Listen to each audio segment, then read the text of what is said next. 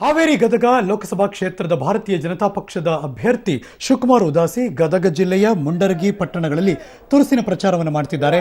ಪಟ್ಟಣದ ಪ್ರಮುಖ ಬೀದಿಗಳಲ್ಲಿ ರೋಡ್ ಶೋ ಮೂಲಕ ಮತಯಾಚನೆ ಮಾಡಿದರು. ಈ ಸಂದರ್ಭದಲ್ಲಿ ಕಾಂಗ್ರೆಸ್ ವಿರುದ್ಧ ಹರಿಹಾಯ್ದರು. ಮೋದಿ ಸರ್ಕಾರದ ಸಾಧನೆಗಳನ್ನು ಜನರ ಮುಂದಿಟ್ಟರು.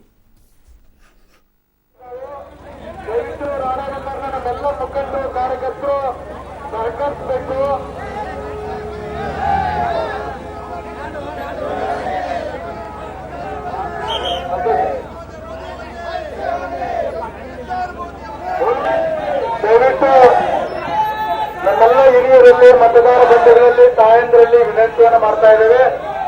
ನಿಮ್ಮೆಲ್ಲರ ಅಮೂಲ್ಯವಾಗಿರುವಂತಹ ಮತ ರಾಷ್ಟ್ರ ನಿರ್ಮಾಣಕ್ಕಾಗಿ, ರಾಷ್ಟ್ರದ ರಕ್ಷಣೆಗಾಗಿ, ರಾಷ್ಟ್ರದ ಪ್ರಗತಿಗಾಗಿ, ನಮ್ಮ ಮುಂದಿನ ಪೀಳಿಗೆಯ ಭವಿಷ್ಯಕ್ಕಾಗಿ ಭಾರತೀಯರಿಗೆ ಮೀಸಲಿಡಿ.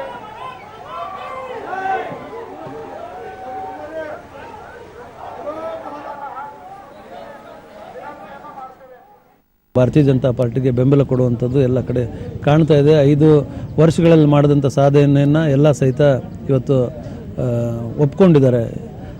ಎಲ್ಲ ರಂಗಗಳಲ್ಲಿ ಇವತ್ತು ಅಭಿವೃದ್ಧಿ ಆಗಿರುವಂಥದ್ದು.